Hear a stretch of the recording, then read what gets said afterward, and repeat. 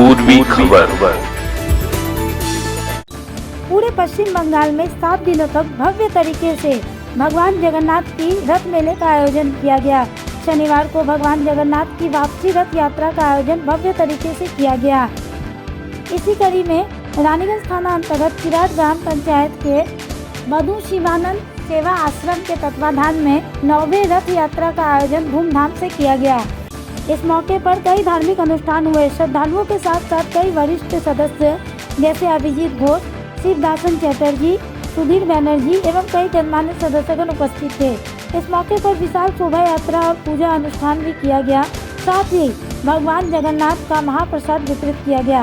आइए जानते हैं आगे की जानकारी। একটাই কথা বলো, ভারতবর্ষের সকল আমার ঘরের মানুষকে যে মহাপ্রভু নীলমাধব জগন্নাথ তিনি পুরীধামে বিরাজ করছেন। আজ তিরাটে আমার ঘরে সকল হারাভাঙা তিরাট এবং সংলগ্ন যত গ্রাম আছে সমস্ত এলাকার মানুষের মুক্তির জন্য ইনি আবির্ভূত হয়েছেন, ওখানে প্রতিষ্ঠা পেয়েছেন।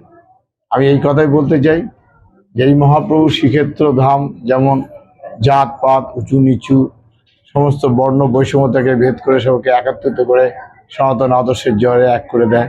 আমি মনে করি আজকের এই দিনটি থেকে ভারতবর্ষের নয় সারা বিশ্বের সকল মানুষ তারা যেন সেই প্রভুর আশীর্বাদ ধন্য হন এবং সমস্ত মত বৈষম্যতাকে কুসংস্কারকে দূরীভূত করে তারা যেন একটা শুদ্ধ সংস্কারযুক্ত একটি সমাজ প্রতিষ্ঠা দিতে পারে, প্রতিষ্ঠা পায়। এটাই আমি প্রভুর কাছে একমাত্র আবেদন করি এবং কামনা করি। এখানে অনুষ্ঠান সমস্ত কি বলবো, সমস্তটাই সফল।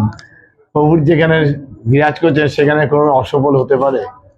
এই 9 দিন ধরে অনুষ্ঠান চলছে, এখনো পর্যন্ত রয়েছি এবং এখানকার যত আমার নাতি পুতি নাতনি ছেলে মেয়েরা যারা আমার সবাই আছে ঘরের মানুষ সবার যে উদ্যমতা নিয়ে যেভাবে প্রভুকে আহ্বান করছেন এবং তার সেবায় নিযুক্ত হয়েছে, এটার জন্য এখানে কি আর কোনো বাধা মানে সমস্ত বাধাকে উপক্রম করে আজ এগিয়ে চলেছেন প্রভু। ভক্তজনকে একটাই বার্তা দেবো যে মনুষ্য জীব হয়ে বেঁচে থেকে লাভ নেই, প্রকৃত মানুষ হতে হবে। ভারতবর্ষের সনাতন আদর্শের ঘরে ফিরে আসতে হবে। পাশ্চাত্য সমস্ত যে মত আছে তাকে শ্রদ্ধা করতে হবে, কিন্তু নিজের সংস্কৃতি কৃষ্টি আদর্শের মধ্যে দিয়ে নিজেদের ব্যক্তিত্ববান মানুষ করে গড়ে তুলতে হবে। নিজেদেরকে মানুষ হতে হবে, মানুষের সমাজ প্রতিষ্ঠা করতে হবে। কুসংস্কার, নেশামুক্ত, জুয়ামুক্ত এবং মত বৈষম্যতা দূরীভূত একটি সমাজ প্রতিষ্ঠা দরকার। আমি সমস্ত আমার ঘরের ছেলে মেয়েদের এইটাই আহ্বান করি, জাত পাত ভুলে সবাইকে আপন করো, সবাইকে নিজের ভেবে নিয়ে এগিয়ে চলো। আমাদের এই রথযাত্রা শুরুর আগে 2 মাস আগে থেকে অক্লান্ত আমাদের পরিশ্রম হয়। বিশেষ করে আমাদের মহিলা স্বনির্ভর গোষ্ঠীর যে মহিলারা আছে তারা বাড়ি বাড়ি গিয়ে মানুষকে যে প্রচার করে যে আপনাদেরকে রথযাত্রার আমন্ত্রণ জানায় আসতে হবে, এবং সেই যে 2 মাস ধরে প্রচার পর 27শে জুন থেকে আমাদের শুরু হয়েছিল রথযাত্রা উৎসব। এই হাড়াভাঙা জগন্নাথ ধাম থেকে আমরা সকলে মিলে এই রথকে নিয়ে যাই তিরাট আমাদের আশ্রম। সেখানে মহাপ্রভু আজ 9 দিন সেখানে বিরাজ করছে এবং সেখানে 9 দিন ধরে আমাদের আদিবাসী মহিলা, পিছিয়ে পড়া মহিলা থেকে শুরু করে আঞ্চলিক শিল্পীরা যেমন গান করেছে, সেরকম কলকাতায় জি বাংলা, স্টার জলসা, বোম্বাই আর্টিস্ট তারাও এসেছে, তারা এখানে গিয়ে গেছেন এবং প্রোগ্রাম করে গেছেন। এবং আদিবাসীদের জন্য আলাদা করে আদিবাসী নৃত্য প্রতিযোগিতা থেকে শুরু করে তাদের যে কলাকৌশলী এবং অর্কেস্ট্রা তাদের হয়েছিল আদিবাসী ভাষায়, তারাও সেখানে আনন্দ উৎসব করেছিল। এছাড়া আমাদের যে বাচ্চা 170 জন ছোট ছোট বাচ্চা তারা বসে আঁকা প্রতিযোগিতা এবং চিত্র প্রদর্শনীতে অংশগ্রহণ করে, তাদেরকে আমরা কালকে পুরস্কার তুলে দেয় মহারাজ নেবে। এছাড়া আমাদের এলাকায় যত সব এইচএস এবং মাধ্যমিকের দ্বারা কৃতি ছাত্রছাত্রী তাদেরকে আমরা সম্বোধিত করি, এটা প্রতি বছর আমরা করে থাকি। এছাড়া যে কয়েকদিন ধরে সেবা চলে না, নরনারায়ণ সেবা, যেমন প্রথম আমাদের যে 27 তারিখে প্রথম রথের দিনে আমাদের প্রায় ওখানে 6 থেকে 7 হাজার মানুষ সেবা গ্রহণ করেছিল। আজকেও প্রায় 5 থেকে 7 হাজার মানুষ সেখানে সেবা গ্রহণ করছে। সেবা শুরু হয়ে গেছে, সেখানে খিচুড়ি প্রসাদ চলছে, সেখানে মানুষ আনন্দ করে খাচ্ছে। এই যে 9 দিন ধরে কিছু বুঝতে পারে না, এই আজ থেকে আমাদের রথযাত্রা শেষ হওয়ার পর আমরা আবার 2026-এর যে রথযাত্রা প্রস্তুতি শুরু করবো সবাইকে নিয়ে।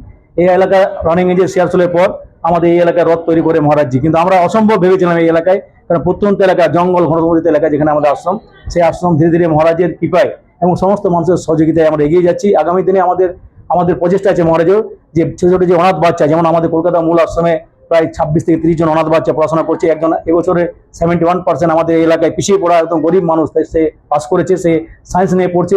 আরও আদিবাসী পাড়ার বাচ্চারাও গিয়েছে, আগামী দিনে চিন্তা ভাবনা মহারাজা রয়েছে, সকলে যদি সহযোগিতা পায় এখানে একটা অনাথ আশ্রম এখানে করবে, এবং বৃদ্ধাশ্রম যেমন আমাদের কলকাতাতে রয়েছে এখানে একটা বৃদ্ধাশ্রম হবে মহারাজের। এটা পরিকল্পনা, এই পরিকল্পনা ধীরে ধীরে বাস্তব করার জন্য অনেক অর্থের প্রয়োজন হয়। আশা করি আপনাদের সাংবাদিকরা সেই প্রচার করবেন যাতে সেই অর্থ মানুষ দেয়, কিছু কিছু যেমন বিন্দু বিন্দু দিয়ে যেমন সিন্ধু তৈরি হয়। আপনাদের সহযোগিতায় আগামী দিনে নিশ্চয়ই আমাদের আশ্রম বড় হয়ে চলবে।